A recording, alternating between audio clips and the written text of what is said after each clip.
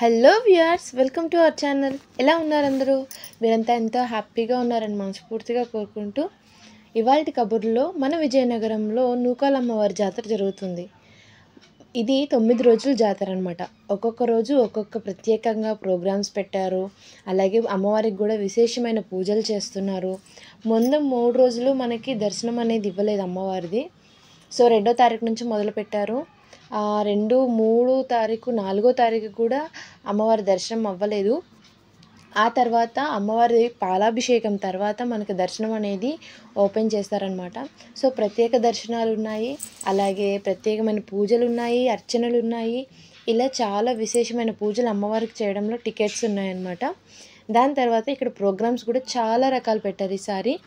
నేనైతే వెళ్ళినప్పుడు అమ్మవారి దర్శనం అయ్యింది, కానీ వీడియో అది తీయడం అవ్వలేదన్నమాట. అండ్ చుట్టుపక్కల కూడా అంతగా పెట్టలేదు, ఎందుకంటే నేను జనం ఎక్కువ ఉంటారు, దర్శనం అది లేట్ అయిపోతుంది, పిల్లతో ఉన్నాను కదా అన్న ఒక దాని మీద ముందుగా దర్శనానికి అయితే వెళ్ళాను. సో నేను వెళ్ళినప్పుడు మూర్తికి, అంటే ఇగోండి ఇక్కడ చూస్తున్నారు కదా విగ్రహం, ఆ అమ్మవారికి అభిషేకాలు అవి చేయడం చూశానన్నమాట. మెయిన్ గర్భగుడిలో ఉన్న అమ్మవారి దర్శనం అయితే క్లియర్గా ఇవ్వలేదు, ఎందుకంటే అమ్మవారికి చెప్పా కదా పూజలు చేస్తున్నారు, అందుకని 3 days వరకు డోర్స్ అనేవి ఓపెన్ చేయలేదు. సో నేను వెళ్ళినప్పుడు దీనికి ఆ పాలాభిషేకాలు కానీ, కుంకుమార్చనలు కానీ, అభిషేకాలు కానీ అవన్నీ కూడా ఇక్కడే చేస్తున్నారు. సో అలా చేసిన తర్వాత హారతి టైంకి వెళ్ళాను. సో మీరు కూడా హారతి తీసుకోండి. నేను కూడా హారతి తీసుకొని చాలా హ్యాపీగా ఫీల్ అయ్యాను, వెళ్ళిన టైంకి మంచిగా, అంటే కరెక్ట్ టైంకి వెళ్ళాను అని. సో నూకాలమ్మవారి గుడికి మొత్తం అంతా ఫుల్ కలర్ డెకరేషన్ అంతా చేసేసారు. ఆ తర్వాత అమ్మవారికి పూజలు అవి కూడా అయిపోయాయి. ఎవ్రీ ఇయర్ నేనైతే అమ్మవారికి పసుపు కుంకుమ, నాకు వీలైనంతగా జాకెట్ ముక్క లేదా చీర పెట్టడం ఆనవాయితీగా ఉందన్నమాట మాకు.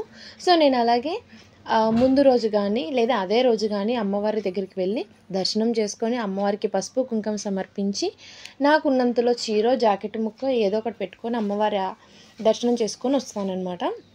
సో అలాగే ఈ సంవత్సరం కూడా వెళ్ళాను, పసుపు కుంకుమ ఇచ్చి అమ్మవారికి ఈ సంవత్సరం జాకెట్ ముక్క అయితే పెట్టాను.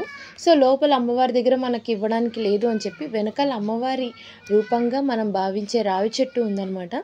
సో అక్కడ అమ్మవారికి పసుపు కుంకుమ వేసి దండం పెట్టుకొని, తర్వాత అమ్మవారికి నైవేద్యంగా అరటిపళ్ళు తీసుకెళ్ళాను, అరటిపళ్ళు నైవేద్యం పెట్టి, అలాగే జాకెట్ ముక్క పెట్టి హారతి ఇచ్చి నేను చేసే విధంగా పూజ చేసి అమ్మవారికి దర్శనం చేసుకున్నాను అనమాట.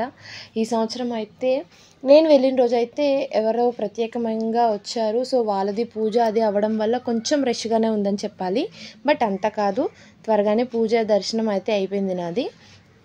దాని తర్వాత మొత్తం లైటింగ్స్ కానీ, అన్నదానంకి కానీ, ప్రోగ్రామ్స్కి కానీ మొత్తం అన్నీ సిద్ధం చేస్తున్నారు నేను వెళ్ళిన రోజు.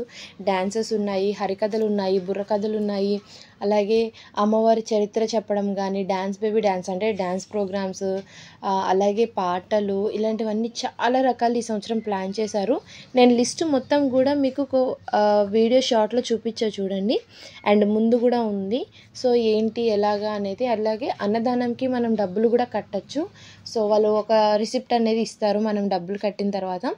అది ఆ రోజు అన్నదానం చేసిన రోజు ఎక్కువ ఇచ్చిన వాళ్ళ పేర్లు చదవడం కానీ, లేదా వాళ్ళ పేరు మీదే ఆ రోజు అన్నదానం చేస్తున్నామని రాసి బోర్డు పెట్టడం కానీ, ఇలాంటివి చేస్తూ ఉంటారు. సో లాస్ట్ ఇయర్, అంతకుముందు ఇయర్ కూడా నాకు తోచినందుగా 501 రూపాయి ఇచ్చానమాట అన్నదానానికి.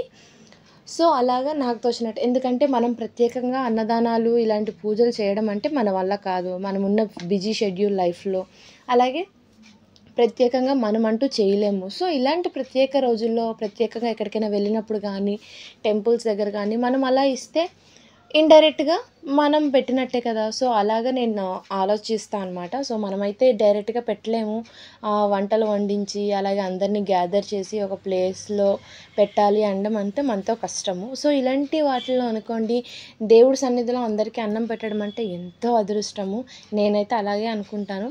అలాగే ప్రత్యేక రోజులు అంటే మా పెళ్లి రోజు కావచ్చు, మా అమ్మాయి పుట్టినరోజు కావచ్చు, మా వాళ్ళ ఇంట్లో కానీ ఏదైనా ఉంటే కనుక నేను ఇలాగే దేవుడికి సమర్పించి, అంటే వాళ్ళకి సంబంధించిన వాళ్ళు ఎవరైనా అన్నదానాలు కానీ, నిత్య అన్నదానాలు ఉంటాయి కదా క్షేత్రాల్లో, సో అలాంటి వాళ్ళకి కానీ డబ్బులు అనేవి ఇవ్వడం నాకు అలవాటు. అది మా వారి దగ్గర నుంచి నాకు వచ్చింది.